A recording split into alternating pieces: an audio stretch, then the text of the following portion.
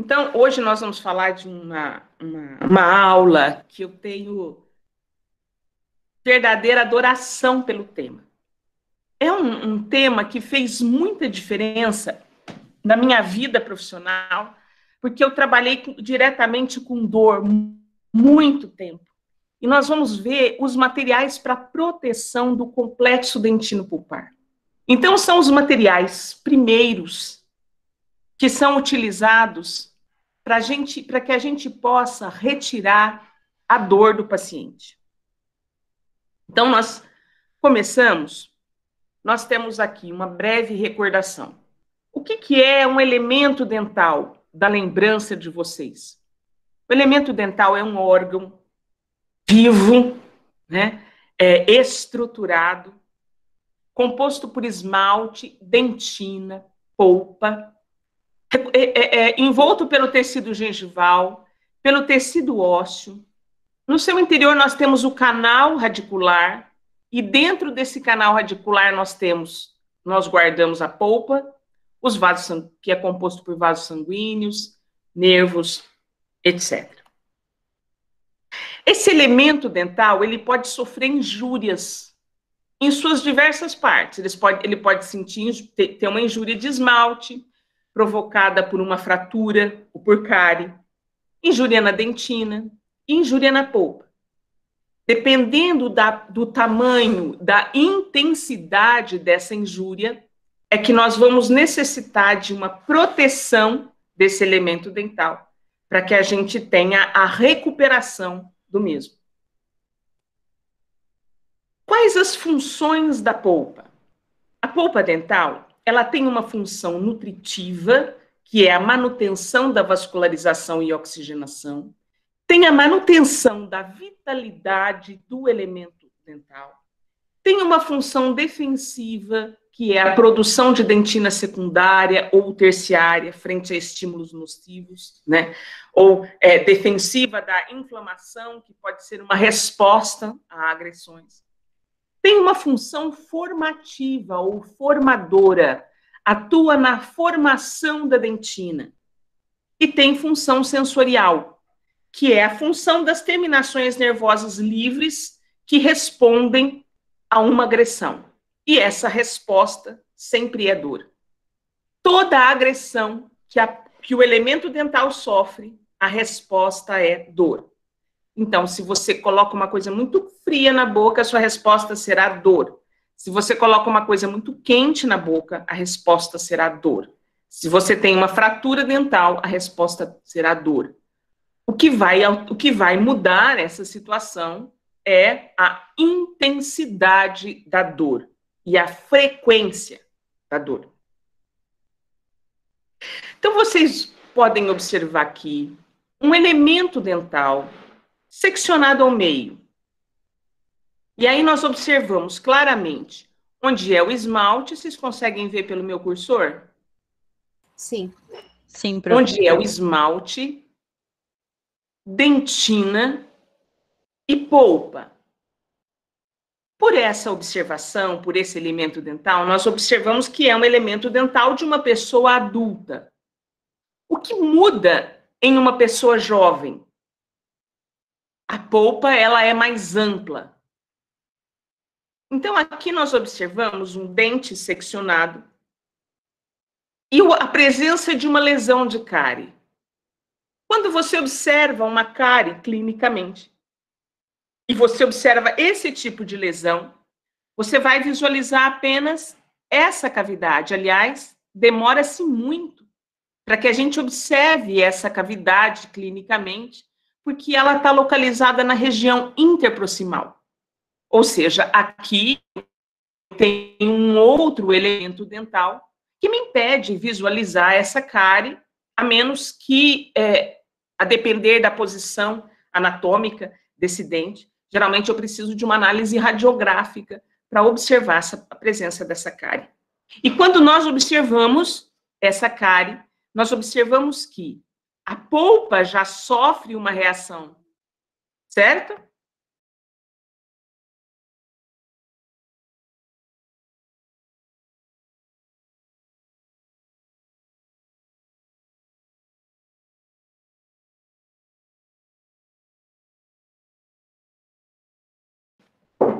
Quando nós observamos uma cárie deste tamanho, nós já temos a ação da polpa. E essa ação é uma ação formadora de dentina. O que nós observamos? Nós estamos vendo aqui, ó, esse corno pulpar, que já aparece alterado, porque ele está reagindo na formação e na transformação da dentina, que nós vamos ver já já. Quando essa agressão ela se torna muito grande, ou seja, quando essa lesão ela atinge as estruturas pulpares de forma que as estruturas não conseguem reagir, eu tenho comprometimento pulpar e aí eu necessito de um tratamento endodôntico. Tratamento endodôntico é o que nós chamamos de tratamento de canal. Como podem ser, então, como pode ser o comprometimento dos tecidos e o tamanho ou forma das cavidades? Esse comprometimento do tecido através de uma lesão pode ser a nível do esmalte, então eu tenho aqui um comprometimento no esmalte. E aqui a gente observa uma cavidade clinicamente, né, uma cavidade similar a essa proposta que nós fazemos nesse diagrama. Podemos ter uma cavidade de dentina, quando a cárie ela é mais profunda, e nós podemos ter uma cavidade muito próxima à polpa. Esse é um caso de uma cavidade muito próxima à polpa, e já já nós vamos mostrar uma cavidade que realmente atinge o tecido pulpar. Todas essas imagens foram retiradas do nosso livro que se chama Reabilitação Estética e Funcional em Odontologia. Alguns capítulos nós vamos distribuir para vocês. Assim, os tipos de injúria, né? Nós estamos falando das lesões dos tecidos dentais, que podem levar a dor e vão necessitar da nossa proteção e seleção dos diferentes materiais para reparar essas injúrias. A injúria dental, ela pode ser dada por cárie, e ao contrário do que muitas pessoas pensam, a cárie não é o único tipo de injúria. Quando eu faço uma restauração, um procedimento restaurador, só falando de maneira muito básica, o que é esse procedimento restaurador? Quando eu tenho uma injúria, cárie, fratura, necessidade de reanatomização, eu preciso fazer um procedimento restaurador. E esse mesmo procedimento restaurador, ele pode causar uma injúria. E vocês vão falar, como assim, professora? Como assim você está me dizendo que eu vou fazer uma restauração do dente e vou causar uma injúria?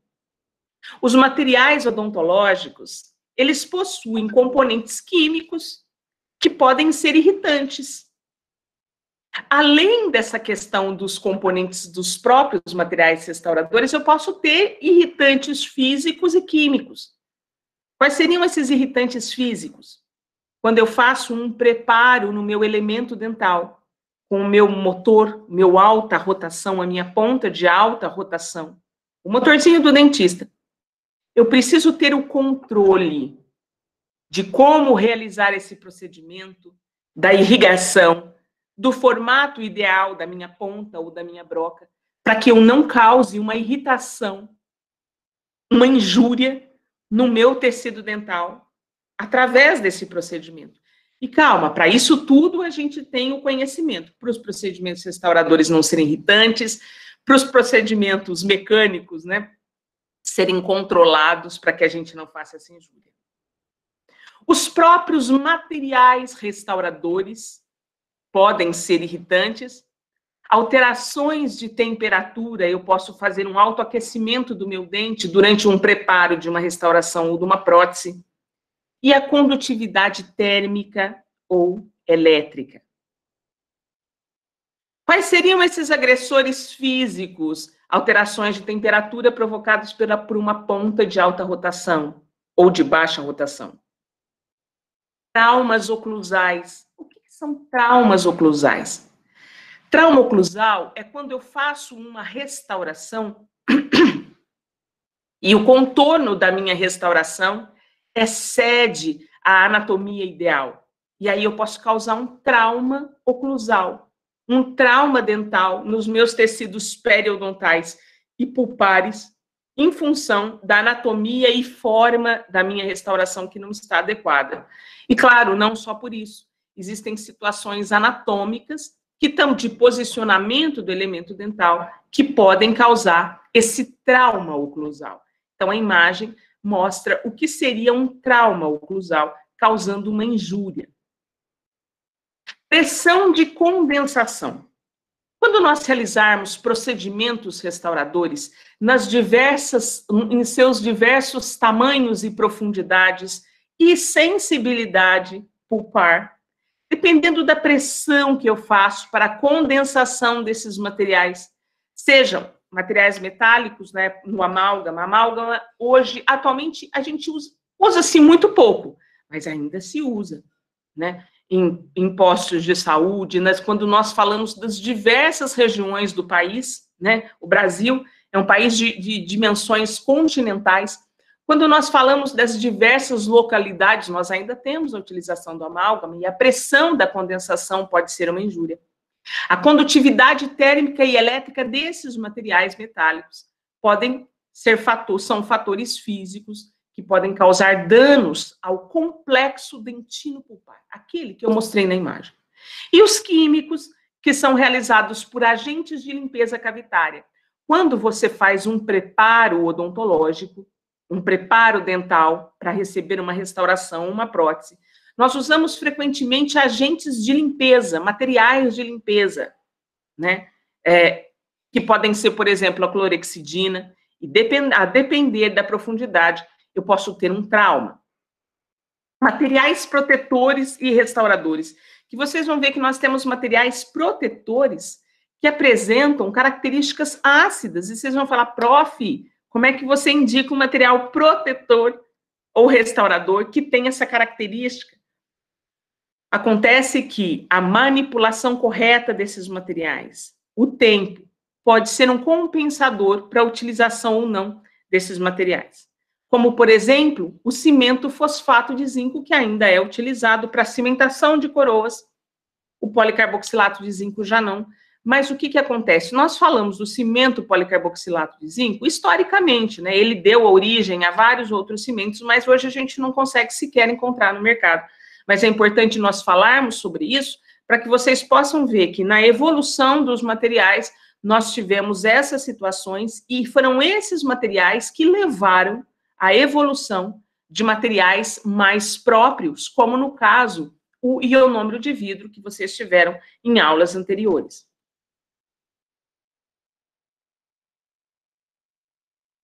Outro agente agressor, como nós dissemos, são os micro-organismos, o tecido cariado e a infiltração marginal de micro-organismos. Então, quando nós observamos aqui, isso é claro que nós temos cárie, tecido cariado. E aqui um esquema que mostra até onde esse tecido cariado pode atuar. Ele pode chegar até a polpa e pode trazer essa infiltração e essa contaminação bacteriana até o tecido ósseo, que são os grandes comprometimentos que nós temos, necessitando de cirurgias ósseas, muitas vezes, além do tratamento endodôntico, cirurgias que são chamadas cirurgias de parendodônticas, que são cirurgias ósseas, e às vezes até a perda do elemento dental. Mas nós também temos as infiltrações de cárie, cáries remanescentes que ficam abaixo, que não foram totalmente retiradas durante o processo restaurador, ou, pior, infiltrações marginais, pequenas margens de restaurações que permitem a infiltração, levando à sequência de cárie. Assim, como propriedades ideais de um material restaurador e de um material protetor pulpar, nós temos que esses materiais, eles devem fazer a correta proteção do complexo dentino pulpar desses irritantes, sejam físicos, sejam térmicos ou elétricos. Esses materiais, eles devem ter biocompatibilidade e atividade antimicrobiana. Eles devem aderir à estrutura dentária, como nós vimos no caso do cimento de ionômero de vidro. Eles devem liberar flúor para induzir a remineralização da estrutura dental. e outras propriedades que estimulem a formação de dentina. Assim, a proteção contra irritantes químicos, íons metálicos de restauração, no caso de amálgamas, e elementos tóxicos ou irritantes de materiais restauradores são a função principal desses materiais, além da necessidade de que haja um vedamento marginal das restaurações. Então, prestem bem atenção nisso. Vocês vão perceber que hoje nós estamos falando de materiais de proteção pulpar. Esses materiais que protegem o sistema pulpar não necessariamente são os materiais restauradores. Aliás, muito dificilmente são esses materiais. Isso quer dizer que eu tive uma injúria dental, eu preciso proteger o meu complexo dentino pulpar para depois dar a restauração completa do meu elemento. Seja através de uma restauração direta, que é uma restauração com resina, uma restauração com amálgama, ou uma restauração indireta, com porcelana, ou uma restauração metálica, ou das resinas chamadas indiretas. Todos esses materiais vocês vão aprender conosco separadamente. Isso é só para explicar que hoje nós estamos estudando os materiais que protegem o complexo dental, dentino pulpar. E sobre esses materiais, nós ainda colocaremos outros materiais que serão os efetivamente restauradores, que darão a forma, função, estética e durabilidade para os elementos dentais. Assim, esses materiais e protetores ideais que protegem o complexo dentino pulpar, eles têm que ser biocompatíveis com a minha estrutura dental, com o meu complexo dentino pulpar, e também compatíveis com os materiais que vão sobre eles. Impedindo, então, nós temos que ter atenção para a espessura desses materiais protetores. Se for um material frágil, geralmente os materiais protetores pulpares são materiais frágeis. Então, se for um material frágil e eu deixo uma espessura muito grande, o material que eu vou colocar por cima vai fraturar.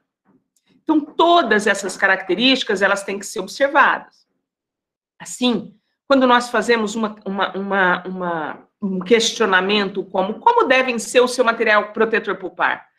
Ele deve ter características ideais com relação ao complexo dentino pulpar, ou seja, características que estimulem a dentina, a polpa, a se revitalizarem e permanecerem íntegras, e também propriedades físico-químicas e mecânicas compatíveis com o material restaurador que nós vamos receber. É por isso que tenham atenção. Um material protetor pulpar, ele tem resistência à compressão e resistência à solubilização. Atentos, é claro, na técnica de manipulação, ou seja, qual é a espessura ideal desse material. Assim, quando nós falamos em seleção do material protetor, para proteção do complexo dentino pulpar, nós temos que estar atento. Qual é a profundidade da cavidade? Qual é o tipo de dentina onde eu estou trabalhando? É dentina primária, secundária, terciária? Qual é a idade do meu paciente? E qual é o material restaurador que eu vou usar posteriormente à proteção do complexo dentino pulpar? Professora. Oi. Desculpa interromper. Só porque eu achei que eu tivesse esse protetor, a gente usa em todos os tipos de restauração? Olha, perdão, eu não estou vendo a tela. Quem que está fazendo a pergunta? Heloísa. Heloísa, você adiantou aí uns 6 slides, tá? Nós vamos discutir exatamente isso. Você me pergunta se eu vou usar a proteção pulpar em todos os casos, não é isso? Isso. A resposta é, para que eu use um material para proteção pulpar, vai depender se o meu complexo dentino pulpar precisa de proteção ou não. Às vezes ele não precisa. Então, observe esse slide. Do que vai depender? Vai depender da zona da cavidade onde eu estou trabalhando. Então, se eu tiver uma dentina superficial, cariada muito superficial, provavelmente eu não use. Provavelmente o meu material restaurador, ele é suficiente para não agredir a minha dentina, ele não tem toxicidade suficiente para agredir a dentina e a polpa, né? E eu nem necessito fazer um reparo tão grande e um estímulo tão grande de formação de nova dentina, porque na zona da minha cavidade, essa dentina cariada, ela é superficial. Estou falando aqui apenas de cárie, tá? Se eu tiver uma dentina cariada profunda, aí eu vou precisar de proteção pulpar. E agora, a gente já vai entrar na seguinte situação. Qual é o material? Então, o material, né, a seleção do meu material vai depender da profundidade. A seleção e o julgamento da necessidade ou não vai depender da profundidade. Se eu tenho dentina esclerosada, se eu tenho uma zona de dentina que é reacional, é aquela dentina jovem que ainda está reagindo. Então, a profundidade da dentina é importante. A cavidade, o esquema que mostra a cavidade número 1, são cavidades superficiais, apenas em esmalte, começando em dentina. A 2, uma cavidade rasa. A 3, média. 4, profunda. 5, muito profunda. E a gente tem até as cavidades que realmente atingem a polpa. Quando eu observo clinicamente a extensão da cavidade, a figura 1 me mostra uma cavidade muito profunda. Provavelmente, quando eu fizer a remoção do tecido cariado desse elemento dental, eu posso atingir a polpa. Aqui, vocês conseguem observar meu cursor? Aqui, provavelmente eu tenho uma cárie. Não está nítida, mas na foto, mas no exame clínico, provavelmente você encontra uma cárie. E essa situação?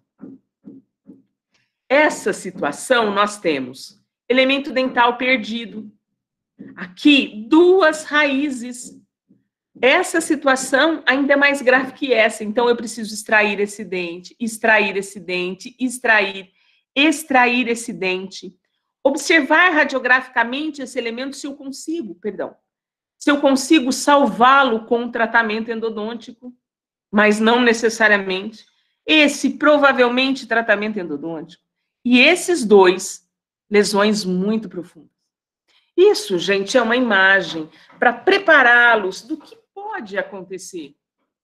Nós estamos falando de cavidades rasas, cavidades profundas, tratamento endodôntico e dentes já perdidos. Professora. Oi. Mas nesse caso das raízes residuais, não seria possível tratar o canal, colocar um pino e uma coroa? Nesse aqui, Lili, né? É. Nesse caso, não mais. Clinicamente, já dá para ver que não mais. Talvez esse e talvez esse sim. Talvez esses 2 premolares que eu mostro para vocês, conseguem ver meu cursor? Sim. Talvez esse e esse eu consiga fazer um material, eu consiga fazer um tratamento endodôntico e uma restauração. Esse, dificilmente eu consigo fazer uma restauração. Talvez eu consiga fazer um tratamento endodôntico e fazer uma prótese, uma coroa. Esse aqui, não mais. Isso que você vê, Lili, é chamado de pólipo pulpar, um crescimento pulpar que já garante a lesão de furca, praticamente a lesão de furca e a separação das raízes. E nesse caso aqui também, é extração indicada. É claro que quando vocês estiverem na disciplina de cirurgia e ultrapassarem as outras disciplinas, esse diagnóstico, ele vai ser mais claro, mais rápido. É que nesse momento eu estou evidenciando para vocês, clinicamente, como as situações podem nos chegar. Respondi para você, Lili? Sim, sim, obrigada, professora. Esse esquema é muito bom. Esse esquema foi colocado pela professora Ana Beatriz, onde a gente observa o que é essa dentina primária, secundária, terciária esclerosada, que vocês aprenderam lá nas disciplinas de morfologia. Que seria, né? Lá vocês aprenderam a estrutura celular dessas dentinas. Nesse esquema, onde a gente encontra? Quando eu tenho uma injúria de cárie, A primeira dentina é a dentina primária. A gente tem aqui a dentina primária. Quando eu observo uma injúria de cárie, né, a dentina primária é que se forma, né, na formação normal do dente, a dentina primária. Quando eu tenho uma injúria, eu começo a ter a formação de outras dentinas. Então, eu tenho a dentina secundária, que é aquela que está se formando para proteger a injúria. Eu tenho a dentina terciária, que é aquela no desespero para proteger a secundária. E eu tenho a esclerosada, a dentina esclerosada. Então,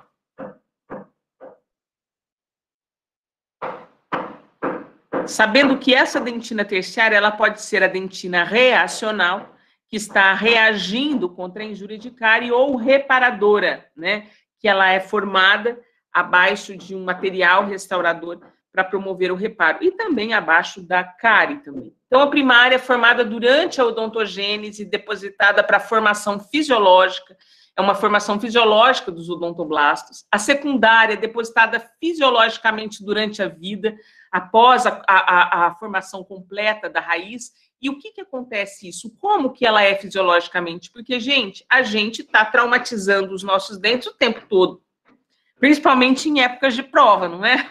Estresse, ansiedade, muitas outras coisas. Então, a dentina, aí com a idade, a gente tem uma dentina cada vez mais espessa. A terciária é uma resposta a estímulos externos.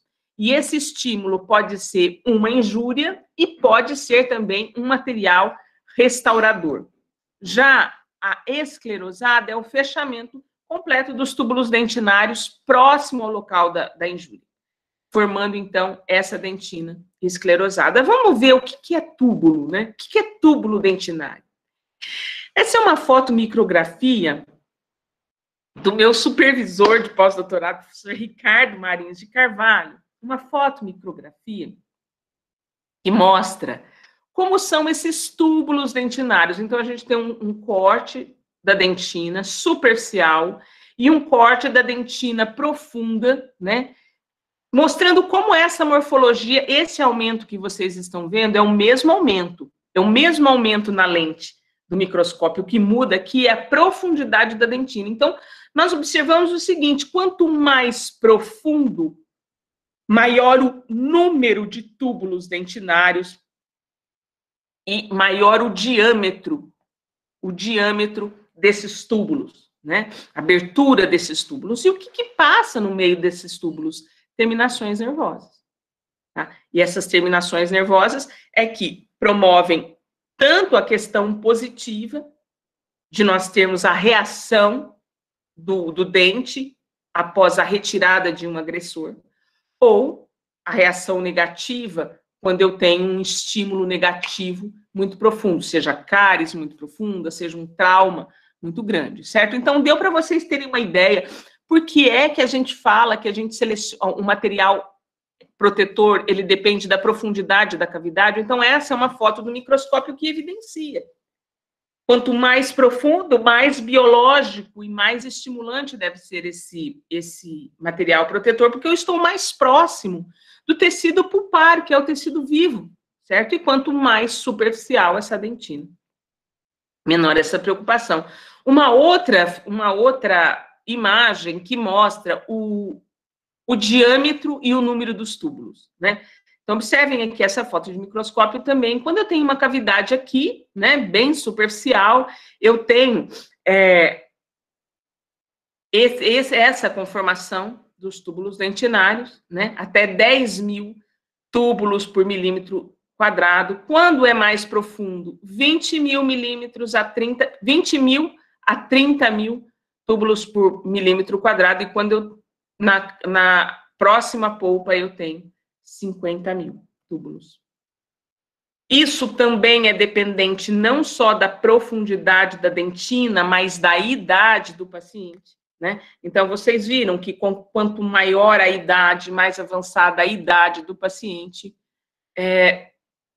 maior a nossa dimensão, né? A nossa espessura de dentina, por conta da própria formação de dentina secundária, que se forma com a idade e com os traumas que nós vivemos, a gente vai até a dentina esclerosada. Então, uma criança, uma cárie em muito menos tempo e muito menos profunda visualmente, olhando, ela tem um efeito mais deletério.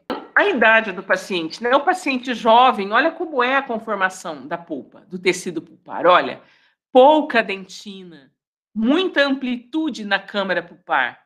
O paciente adulto, eu já tenho uma espessura muito maior de dentina. E a cavidade, a câmara pulpar, ela é menor.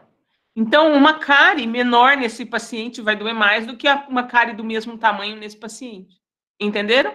Só que o que a gente tem que fazer?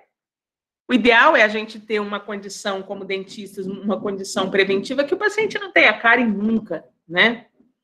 Agora, uma vez instalada, a necessidade de reparo o quão mais imediato. Quando a gente fala, podemos mudar então para outro aspecto importante, que é a seleção do material restaurador? Sim. Seleção do material restaurador é um determinante do material pulpar, protetor. Aqui nós temos 3 tipos de materiais restauradores. Nós temos material restaurador metálico, restauração com amálgama.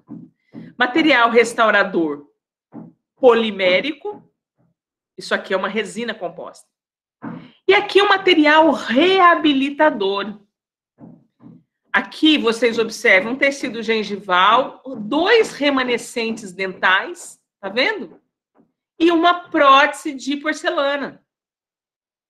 Olha o quão desgastado foram esses dentes para receber uma prótese, um tratamento mais amplo. Então, o material restaurador, ele vai influenciar na seleção em função da profundidade que ele exige. Então, por exemplo, materiais metálicos como o amálgama exige uma profundidade maior do que os materiais resinosos, onde hoje eu tenho a possibilidade de fazer tratamentos minimamente invasivos. Vocês vão ter aula com a professora Aline, a professora Silmara, a professora Regina, e elas vão falar muito sobre isso, preparos minimamente invasivos. Você tira exatamente a cárie, dependendo do material que você tem, você faz a proteção, se precisar, né? Minimamente invasivo, normalmente não precisa de proteção. Já as próteses, elas têm um desgaste muito grande, e se eu tiver o meu elemento dental vivo, que a gente chama, ou seja, o dente polpado, que tem a polpa, vou precisar tomar muitos cuidados. E despolpados, que são aqueles que fizeram tratamento de canal, eu não tenho essa necessidade. Então, veja bem aqui, tipo de proteção. Vou acelerar só mais um pouquinho. Vocês estão cansados ou não? Posso continuar? Sim. Por mim tá tranquilo, professora. Tipos de proteção, nós temos aqui, ó, uma cavidade, onde nós vemos aqui essa dentina reacional. Esse tipo de proteção é chamado de indireto, porque ele não tocou a polpa. E quando eu tenho o toque da polpa, é chamado de direto. Então, vamos lá. Quais são os tipos de proteção? Proteção direta e indireta. A indireta, não tive diretamente contato com a polpa. A direta, eu tive contato com a polpa, certo? Quando eu tenho um contato muito profundo com a polpa, uma invasão muito grande, eu tenho que fazer um tratamento chamado expectante. O que é o tratamento expectante? É aquele onde eu não tenho recursos físicos para dizer se eu vou precisar ou não fazer um tratamento odontológico. Então, a gente faz um tratamento endodôntico. Então, que é o tratamento de canal. Então, eu faço um tratamento chamado expectante. Eu coloco um material protetor pulpar, faço uma restauração provisória e espero 45 a 60 dias para ver a reação do paciente. Se não tiver dor, eu sigo com uma proteção pulpar direta e faço a minha restauração. Se tiver dor ou algum outro sinal que confirme a necessidade de tratamento de canal, aí eu tenho que mudar o procedimento. Então, uma proteção indireta, qual que é o objetivo? Lembra? Proteção indireta, quando eu não tive o toque direto da polpa, não tive exposição pulpar. O objetivo é bloquear agressões, os estímulos, inibir que a cárie avance, manter a polpa viva, estimular a formação da dentina reparadora. Esse é um exemplo de uma proteção indireta.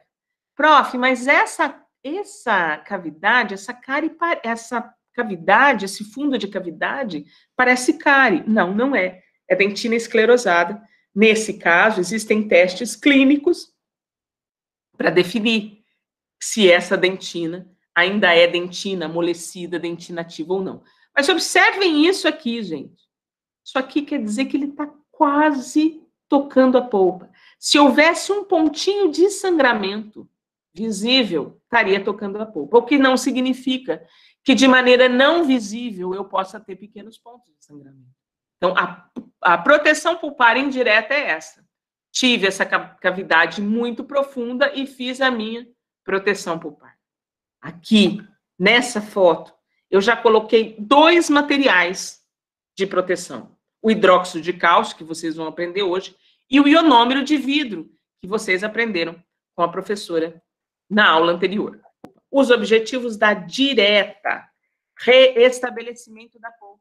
Então, eu toquei a polpa, eu preciso de um material que promova esse restabelecimento, essa cura da polpa, que proteja a polpa de irritações adicionais ainda, né? De materiais restauradores que podem ser uma irritação adicional, que estimulem a formação de uma ponte de dentina para distanciar a polpa dos materiais restauradores. E necessita de hidróxido de cálcio sobre a polpa. Esse hidróxido de cálcio vai fazer uma pequena necrose superficial por coagulação, que é positiva, tá, gente? Não é a necrose pulpar. É uma pequena necrose por coagulação para parar o sangramento, e isso é positivo. Guarde esse nome. Hidróxido de cálcio. Hidróxido de cálcio. Das exposições pulpares, ou seja, quando eu tenho uma exposição pulpar direta e eu preciso fazer uma proteção pulpar, por que será que eu tenho uma exposição pulpar? Essa exposição ela pode ser patológica, dado pela cárie, e acidental, onde esse acidente pode ser um acidente traumático, né? Caiu, bateu, quebrou e expôs a polpa, e pode ser também um acidente de trabalho, onde você está fazendo um preparo e você atinge a polpa. A gente tem que tomar muito cuidado com isso, muito cuidado, mas, calma, existem limites que a gente não consegue ver e que a gente acaba expondo. Lembra que eu disse para vocês que às vezes eu tenho microexposições que eu não consigo enxergar? Existe uma outra questão também, que é a seguinte: dependendo da idade do paciente, eu tenho uma espessura de dentina. Então, muito cuidado. Remoção de tecido cariado é uma coisa que tem que ser feito com muito cuidado, e a idade do paciente, a condição do paciente, ele tem que ser muito observado, para que a gente não faça exposições acidentais. Aí eu preciso observar uma coisa. Tive uma exposição pulpar. Como que está o estágio dessa polpa? Se ela for patológica, né, se essa exposição for patológica por cárie, chegou e já teve uma exposição, será que eu tenho essa polpa, ela está num estágio reversível? Será que eu posso reverter essa situação? Ou será que ela está num estágio irreversível? A Lili me fez uma pergunta num slide anterior e disse: professora, será que essas raízes eu não consigo salvar? Não, existem lá casos que são irreversíveis, mas existem casos onde eu tenho dúvida. E para isso existem testes que vocês vão aprender nas disciplinas subsequentes, né? Então, o objetivo dessa aula não é explicar os testes, mas vocês vão ver como essa dor é provocada e fugaz, assim, rápida, passa. Ela, quando eu faço um teste térmico, aqueço um pouquinho o dente, esse teste é positivo, sente dor. Quando eu faço o teste à percussão, faço percussão no dente com o cabo de um instrumento leve. Esse teste é negativo, esse teste é positivo. Isso vai dizer se a minha polpa se o estágio é reversível ou não, certo? E aí vai definir qual é o tipo de proteção a gente vai usar. Então, observem aqui, isso é um molar descido, né, um dente de uma criança, um molar descido, e eu tive uma exposição pulpar. Olhe o tamanho da exposição pulpar e olhe como a cavidade não é assim tão profunda, porque é o dente de uma criança, né? Então, observa. se você olhar, né, a conformação do tamanho das cúspides, observem aqui. A gente teve sangramento, exposição pulpar. Então, foi retirada toda a cárie, exposição pulpar, e aqui foi colocado um pozinho branco chamado hidróxido de cálcio. Esse hidróxido de cálcio, ele faz a coagulação superficial, né, a necrose superficial e a coagulação para o sangramento, e a partir daí eu sigo minha proteção pulpar com o ionômero de vidro que vocês viram, certo? Por quê? Se eu colocar esse ionômero de vidro aqui, não posso. Porque eu preciso que a minha proteção pulpar, na minha exposição pulpar direta, né, na minha proteção pulpar direta, eu preciso de um material que seja extremamente biocompatível, que estimule dentina. O ionômero de vidro, ele libera flúor, ele tem adesividade ao dente, tem propriedades positivas, mas ele não necessariamente induz essa formação de dentina nesse nível que eu preciso. E também não para o sangramento. Se eu colocar ionômero de vidro aqui, não vai aderir. Porque eu preciso da cavidade seca, né? Com umidade específica da dentina apenas para que eu tenha adesão. Então, vocês começam a observar aqui a necessidade do conhecimento do procedimento para que a gente possa selecionar o material. Teve sangramento, eu preciso do material mais biocompatível, que mais gera possibilidade de reagir à dentina. E o hidróxido de cálcio, ele ativa isso. Só que o hidróxido de cálcio só ativa isso quando ele está em contato direto ou muito próximo. Então, o hidróxido de cálcio em pó, em contato direto com a polpa, ela vai estimular isso. Se estiver longe da polpa, não tiver esse contato direto, eu não vou colocar o pó. O pó só vai atrapalhar qualquer processo restaurador. Entenderam, gente? Quando é que eu uso o pó de hidróxido de cálcio? Quando eu tenho exposição da polpa. Guardem isso e a gente ganha aula. Quando eu uso hidróxido de cálcio em pó, quando eu tenho a exposição direta, porque ele vai parar o sangramento, vai estimular a polpa a reagir, vai formar ponte de dentina, e aí eu posso receber outros materiais protetores. Prof, mas por que eu não paro no hidróxido de cálcio? Porque, tá vendo? Vocês estão vendo o meu cursor aqui? E essas outras dentinas? Que precisam dos outros materiais estimulantes. Entenderam? Então, esses sanduíches, né, essas camadas diversas de materiais restauradores e materiais protetores, eles são necessários para que eu tenha a reconstrução do meu elemento dental. Até aqui, tudo bem?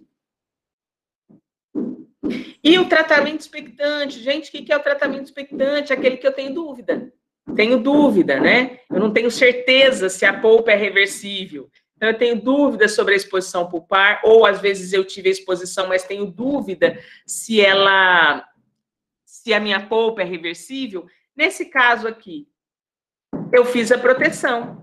Quem me garante? Existem algumas coisas que vocês vão aprender na disciplina de odontopediatria, de endodontia e até de dentística, que vão ver, dependendo da cor do sangue, do formato do sangue, eu tenho uma ideia, mas isso vai complementar o tratamento, o conhecimento de vocês, né? Mas quando eu tenho dúvida sobre se teve exposição pulpar ou se teve exposição pulpar, será que isso é reversível? As cavidades, elas são muito profundas e com sensibilidade dolorosa. Eu tive dúvida se essa exposição é reversível, como eu disse. Eu faço esse tratamento temporário, que é o tratamento chamado expectante. Que tem, como já dito, bloqueia a agressão à polpa, interrompe o metabolismo da saliva, né, das bactérias, se eu deixo a cavidade aberta, né, ele interrompe esse processo, ele remineraliza a dentina, ele hipermineraliza a dentina e ele estimula a formação da dentina sadia. Como é que eu faço? Vou passar muito rapidamente, que isso não é o foco da aula, tá? Eu removo o tecido cariado. Eu faço uma solução de hidróxido de cálcio. Prof, o que é essa solução? Vou ensinar para vocês. Aquele pó de hidróxido de cálcio que eu coloquei diretamente na cavidade, o pozinho, lembra? Eu posso fazer uma solução em água destilada e eu irrigo a minha cavidade. Se eu não tiver exposição total, lembra? Colocar pó sem exposição só vai fazer confusão? mas eu posso fazer uma solução e lavar a minha cavidade. E aí essa solução não é de forma nenhuma agressiva. Ou eu posso fazer uma pasta de hidróxido de cálcio. Prof, que pasta que é essa? Sabe quando eu pego o pó e faço a solução? No fundo, depois de um tempo, no fundo do meu recipiente, acontece a decantação do pó e vira uma pasta. Ou um cimento, né? Um cimento de hidróxido de cálcio que é comprado já na forma dessa pasta.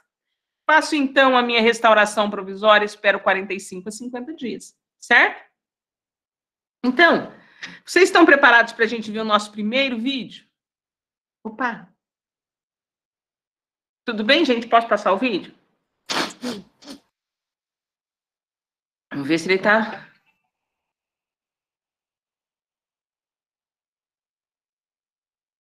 Olha só, gente, tratamento expectante. Eu tenho uma cavidade, coloquei meu cimento, né? E eu indico para cavidades muito profundas, quando eu faço a remoção da cárie, né? E tem o objetivo de possibilitar um tratamento mais conservador. Então, olha aqui. Tem o elemento dental, faço a remoção do tecido cariado. Só que essa remoção ela é parcial. Por quê? Porque lembra que eu falei, cuidado para não atingir a polpa.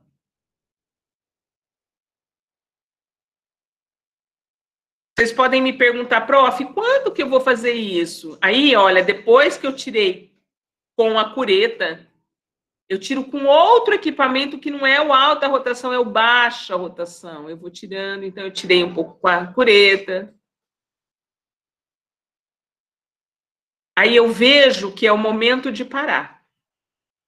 Então, veja, gente, quando que eu faço tratamento expectante? Quando eu tenho dúvida se eu vou atingir a polpa ou não. A grande maioria dos casos, eu tenho certeza que eu não vou atingir, ou eu tenho certeza que eu vou atingir. Então, isso, a experiência clínica vai dar para vocês. Não é sempre que vocês vão fazer esse tratamento expectante, certo? Aí, o que que eu faço? Olha, eu estou limpando a minha cavidade. Estou limpando a minha cavidade com solução de hidróxido de cálcio. E aí eu já estou colocando um cimento de hidróxido de cálcio. Vejam, gente, o que muda entre a pasta, o pó e o cimento é só o veículo e a forma final que ele vai ficar. Porque o pó eu realmente preciso ter quando tem sangramento. E aí, olha só, eu estou fazendo uma restauração provisória com cimento e o nome de vidro. E eu vou aguardar. Faço a restauração, protejo a minha restauração e espero 45 a 60 dias. Combinado? Ficou claro como faz esse tratamento expectante? Ficou sim, professora. Então, vamos lá. Ó. E agora, próxima fase é espessura do meu material protetor. Gente, que espessura que tem que ser? Vai depender das propriedades do material protetor. Existem materiais que quanto mais espessos, menos resistentes. Então, a compressão, por exemplo. Então, o ideal é que o material tenha a maior eficiência, material protetor. Ideal de um material protetor é que ele tenha a maior eficiência com a menor espessura. Mas vai depender do quê? Vai depender qual é a restauração que eu vou usar. Eu vou usar uma base ou um forramento? Opa, professora, para. O que é base, o que é forramento? Meu Deus, o que é isso? O que é base, o que é forramento? Gente, forramento é o protetor pulpar propriamente dito. Forramento é um material que vai fazer efeito biológico na proteção da sua dentina, no evitar o transporte de estímulos químico-físicos e elétricos, na indução da formação de dentina, na indução da reparação pulpar. Isso é forramento. E base? Base é um material intermediário para que eu possa fazer uma restauração. Então, quando eu preciso de uma restauração que tenha forma definida, nos materiais metálicos, eu estou falando isso antes da disciplina de dentística, vocês vão aprender isso já já. Nos materiais metálicos, eu preciso de cavidade que tenha forma definida. Ou, dependendo do material restaurador, resinoso, né? Se eu não tenho um princípio de adesão que eu possa garantir a adesão do meu material restaurador, eu preciso de uma base, ou seja, um material que vem quase no intermediário. Gente, o que geralmente a gente usa como base? Ionômero de vidro. Ionômero de vidro. A mistura alma passou como forramento e como base. Então, calma. Tem espessuras diferentes, manipulação diferente. Eu preciso agora que vocês saibam que forramento é um material indicado para reparo pulpar e reparo dentinário. Depende do quê? Profundidade da cavidade, se houve ou não exposição pulpar, idade do paciente. Isso depende do meu forramento e eu vou escolher o meu material. Base é para dar fazer o embasamento mecânico para receber a restauração. Proteger as paredes cavitárias, tá bom? Então, um passo a cada um. E restauração. Restauração que vocês vão aprender no decorrer do semestre. Todos os materiais restauradores. Tudo bem? Mas, quando eu falo de espessura do material restaurador, claro que ele depende disso aqui. Espessura do material protetor e depende qual é o forramento, qual é a base, qual é o material restaurador. Tudo bem? Então, vamos lá, ó. Espessura do forramento. O que eu vou usar? Eu vou usar só um pó igual o hidroxicálcio, PA? Eu vou usar só um líquido, como a gente lavou a cavidade? Ou eu vou usar uma pasta? Cada um tem uma espessura, mas eu digo, gente, que é finíssimo. É da espessura de um esmalte de unha. Eu vou usar onde? Eu vou usar em paredes axiais de cavidades profundas.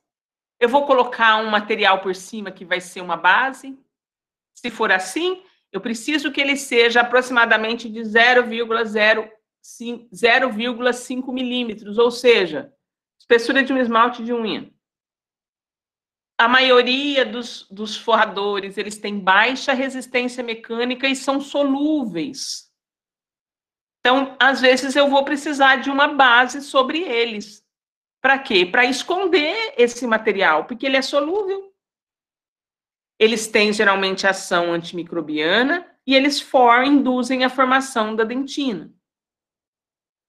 Se essa cavidade, então, é muito, muito profunda, essa base, que geralmente são cimentos, vão fazer o quê? Vão sobre o meu forramento. Vocês lembram lá aquela exposição pulpar? Vou mostrar, voltar lá. Essa base, eu posso ter uma camada acima de 1 milímetro. E ele é o substituto, ele vai fazer o papel de um substituto dentinário. Isso vai minimizar a quantidade de massa de material restaurador.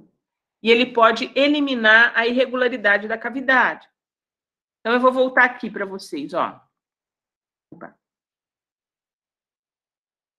Uma cavidade muito profunda. Eu coloquei um forramento. Meu hidroxicálcio fininho, aproximadamente 0,5 milímetros. Nossa, mas se eu colocar a minha restauração logo em cima desse forramento, primeiro, será que o material restaurador é compatível com o protetor pulpar? E se não for? Porque o meu protetor pulpar é solúvel. Bom, então eu vou fazer o seguinte, eu vou colocar uma base, um cimento, geralmente o cimento e o ionômero de vidro, que vai reduzir essa solubilidade do meu material protetor, forrador, em contato com o meu material restaurador. Vai diminuir a quantidade do meu material restaurador, né? E a gente não reduz material restaurador porque é caro. A gente reduz porque, dependendo da espessura, ele pode se fraturar. Se eu tenho uma cavidade média, então eu vou colocar uma base apenas. E vou procurar, claro, uma base que tenha propriedade biológica. Só que eu nunca vou achar uma base com propriedade biológica exatamente onde um forrador. Porque se eu já tivesse descoberto isso, Se a indústria já tivesse descoberto isso, eliminava esse forrador, vocês estão entendendo? E aí eu evito, né, que eu tenha injúrias no meu tecido dentinário e pulpar provenientes do material restaurador, que ele pode ter, e eu diminuo um pouco a quantidade de material restaurador. Gente, mas e se a minha cavidade for muito rasa? Se a minha cavidade for muito rasa, aí eu não preciso nem de base, nem de forramento. A primeira pergunta que fizeram, eu sempre vou usar material restaurador? Certo, gente? Posso passar? Vamos começar, então, agora, para a gente terminar daqui 15 minutos. Quais são os materiais protetores do complexo? Essa semana eu vou falar um pouco, a semana que vem eu vou falar outros, certo?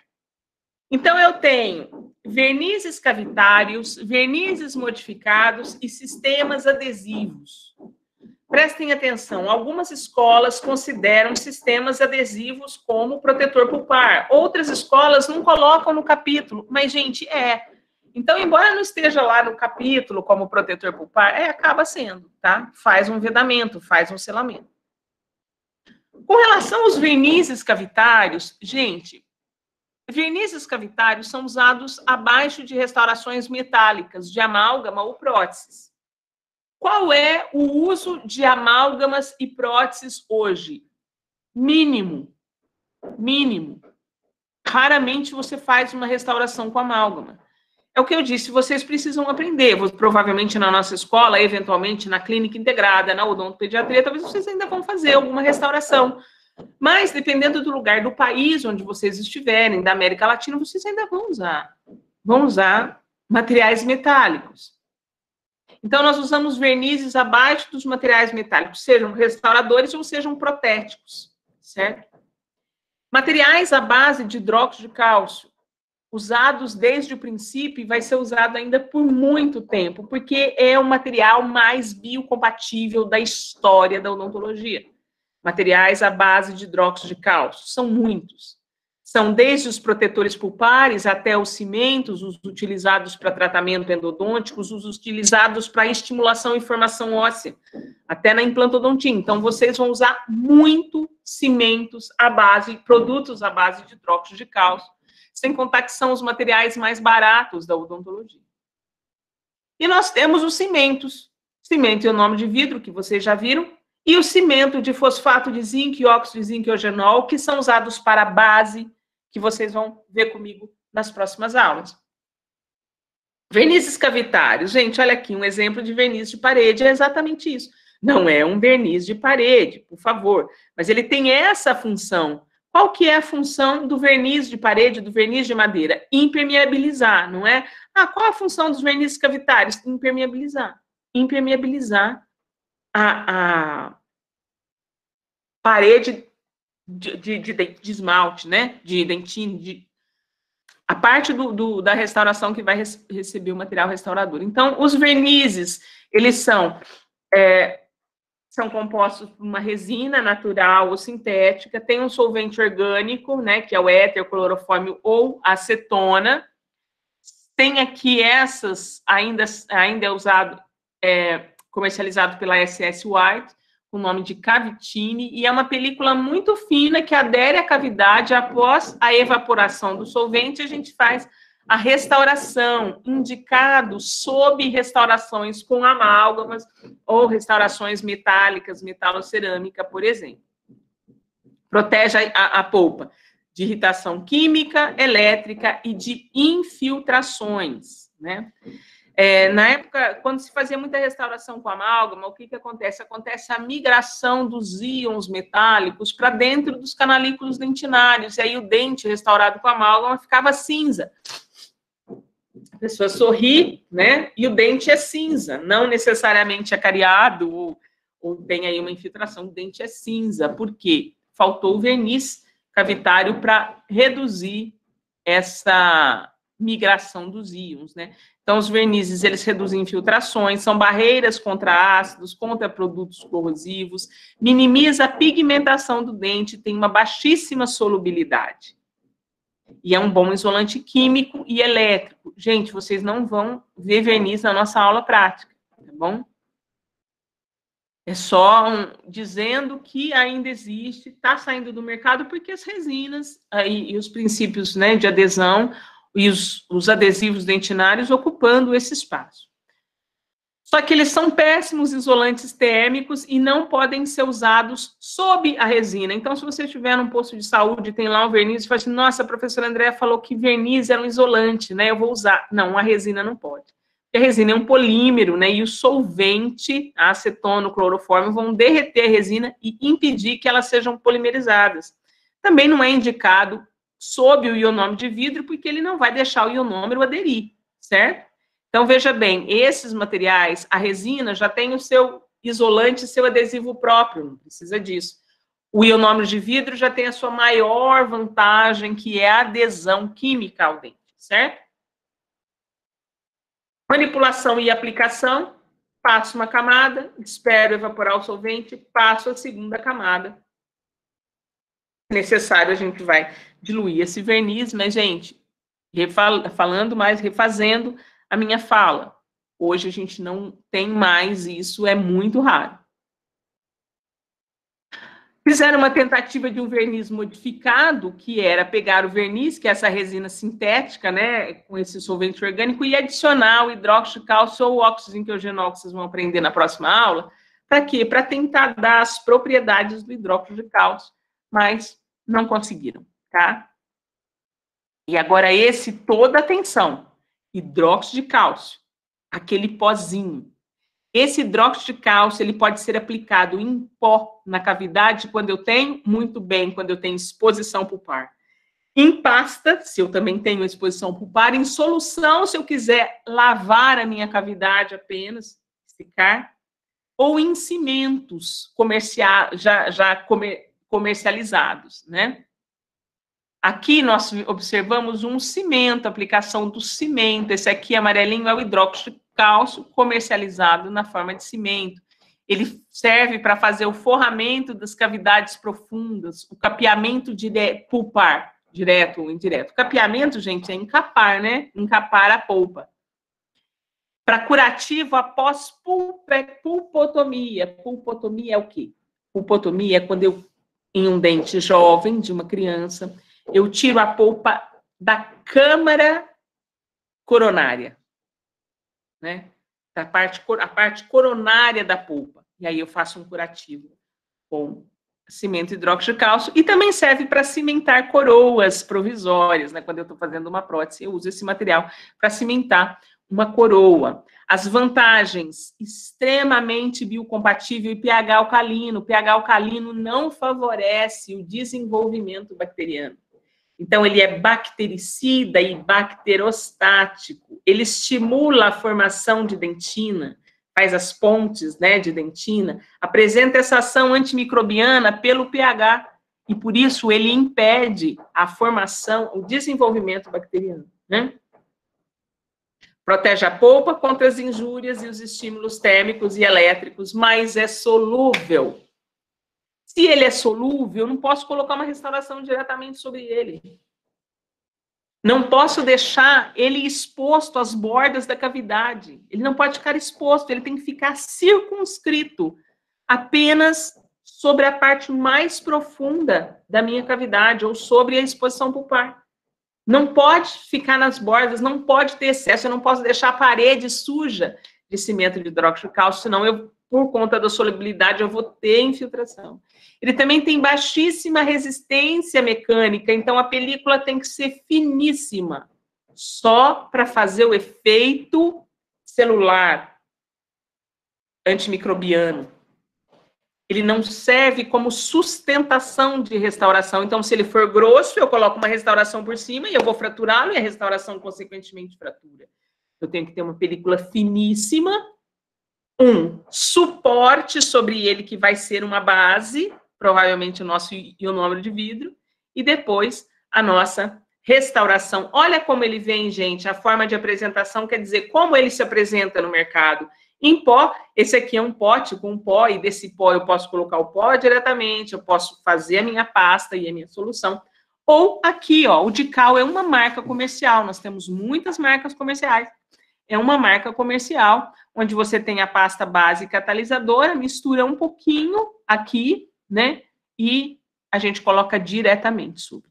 Então, como eu disse, nós podemos do pó fazer a solução, a suspensão, nós vamos explicar para vocês isso em laboratório. A pasta de hidróxido de cálcio, isso tudo com pó. Com pó eu faço uma solução, faço uma suspensão e faço uma pasta, tá? E o próprio cimento. Como é que é essa reação, gente? A reação é o seguinte, ó. O hidróxido de cálcio, na presença de água ou umidade. Então, prof, e quando eu coloquei o pó, de onde vem essa água? Né? Que dissocia o íon cálcio das duas hidroxilas. De onde vem isso aqui? Então, eu sempre tenho que pôr na água? Não, gente. Água da própria cavidade. A umidade da própria cavidade, não é a saliva. Quando eu coloco em sangue, né? Eu passo por essa reação. Quando acontece isso, o que acontece? O meu alto pH estimula os meus odontoblastos a deposição mineral e eu tenho aí um efeito antimicrobiano, que eu consigo inibir as enzimas bacterianas e a ação na membrana citoplasmática e eu faço uma ativação enzimática tecidual, formando aí a nossa ponte de dentina, tá? Então, essa ação sobre a fosfatase alcalina, esses princípios químicos, em outro momento, a gente explica.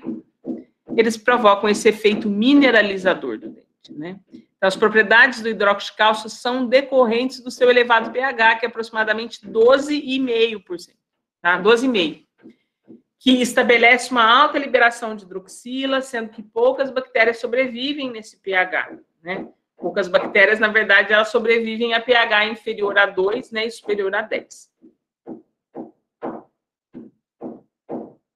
Aqui, como eu manipulo? Isso aqui é uma regrinha, vocês vão, se eu quiser, né, a minha solução, eu vou pegar 10 a 20 gramas de hidróxido de cálcio em 200 ml de água destilada. Eu vou ter uma solução alcalina de 0,2% de hidróxido de cálcio, sem agitar, e eu vou conseguir lavar a minha cavidade. Após a restauração, eu vou lavar a cavidade, então eu removi todo o meu tecido cariado, eu posso lavar a minha cavidade, porque eu vou alcalinizar a superfície. Eu faço a limpeza e alcalinizo a superfície, então eu tenho um efeito bacterostático, isso é muito positivo.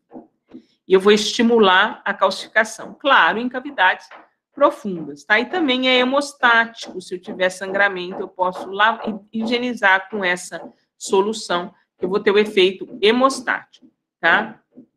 Agora, a minha suspensão é aquela que eu já vou agitar, eu faço o mesmo proporcionamento, tá? De 10 a 200 gramas em 200 ml, e eu vou agitar, e aí eu vou ter uma suspensão.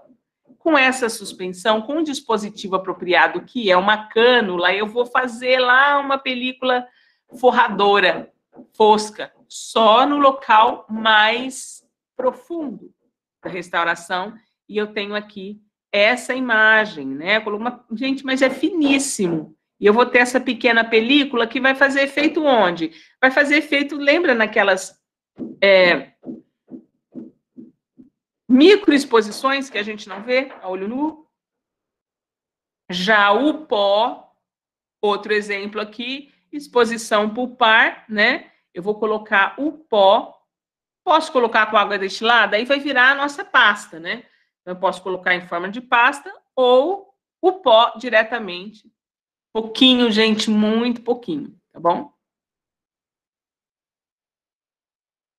E agora, o nosso cimento de hidróxido de cálcio, né? Para a gente caminhar para o fim.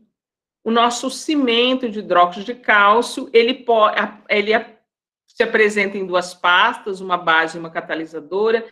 Gente, ele pode hoje ser fotopolimerizado, ativado por luz, ou ativado quimicamente. Esse que vocês estão vendo é ativado quimicamente. Misturou partes iguais das pastas, bem pouquinho ele já começa a reagir.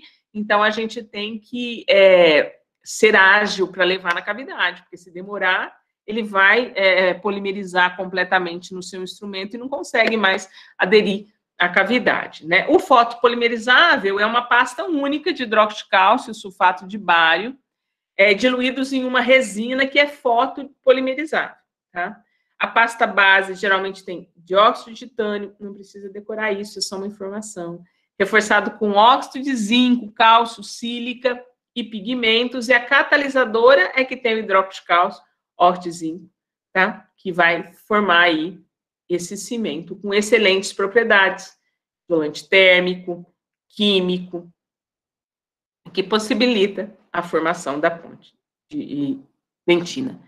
Olha lá, gente, eu falei para vocês, aplicar apenas na parede axial, onde eu tenho maior profundidade.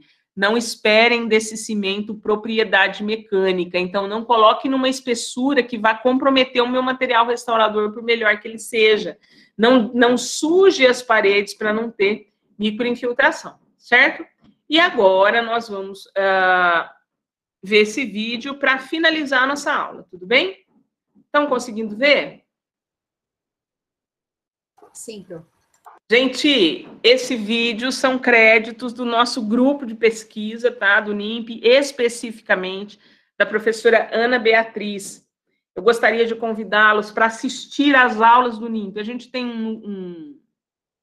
um grupo de pesquisa chamado NIMP, Núcleo Integrado de Pesquisa e Inovação. Lá a gente coloca aulas, pequenos vídeos, manipulação de materiais, os melhores, os artigos mais atuais, né? Observem lá, existem muitas informações que podem ajudá-los de uma maneira mais clean e mais direta do que vocês vão fazer diretamente na clínica, tá bom? Então, esse vídeo é um dos vídeos que está no NIMP e os créditos são da professora Ana Beatriz. Opa! Ai, meu pai, peraí. Todos ouvindo bem? Não estou ouvindo, professora.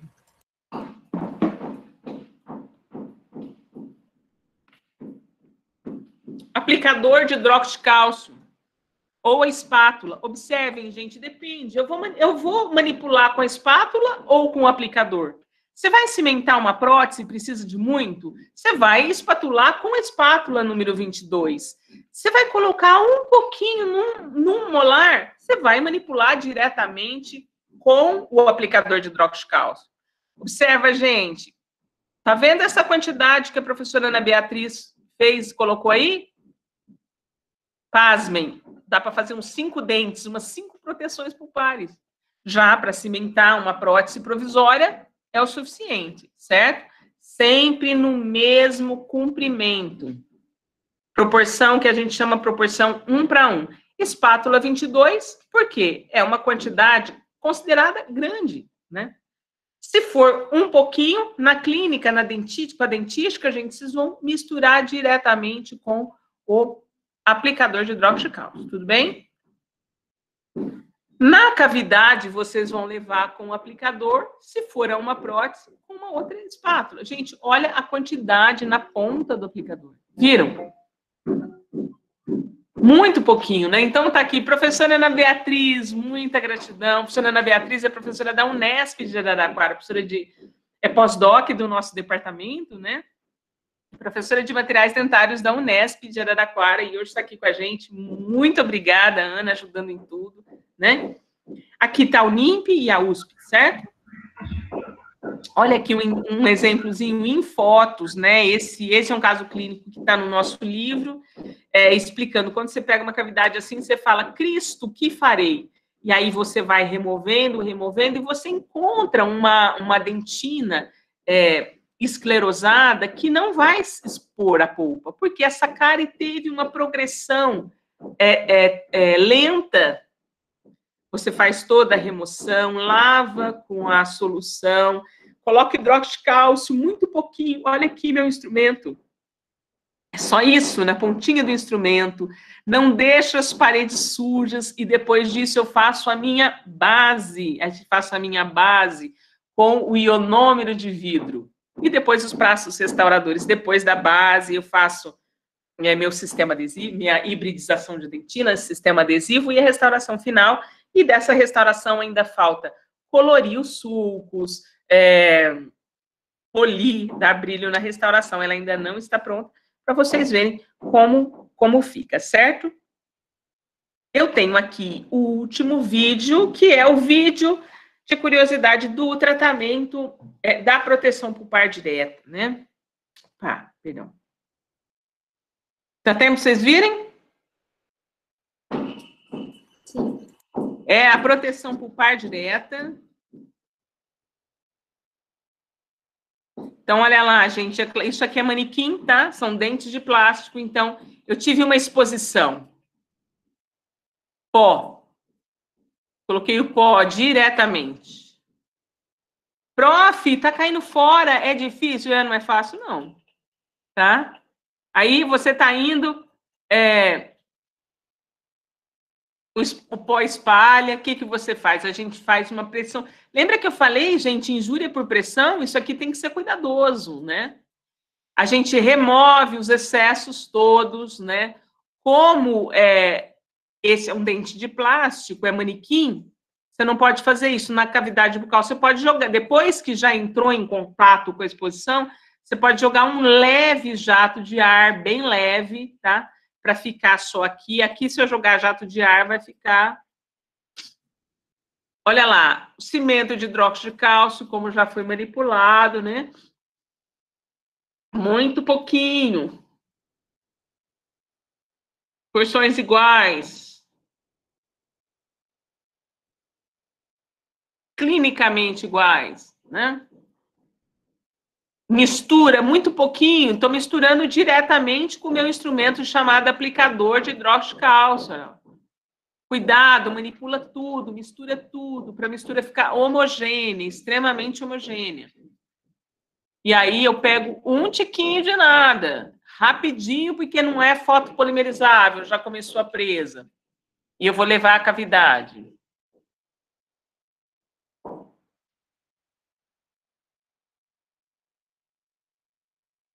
Prof, vai grudar no meu instrumento, e agora? Vai. Então, é habilidade, paciência, destreza.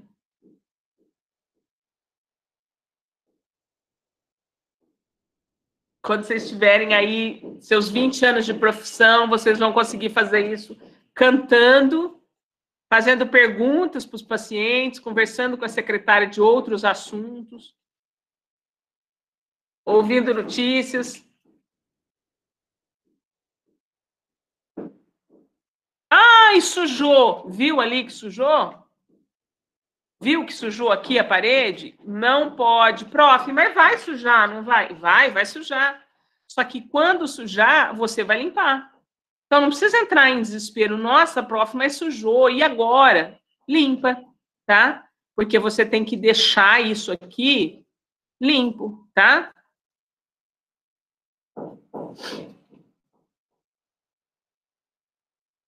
Sujou, limpa. Combinou? Por quê? Porque senão eu vou ter microinfiltração.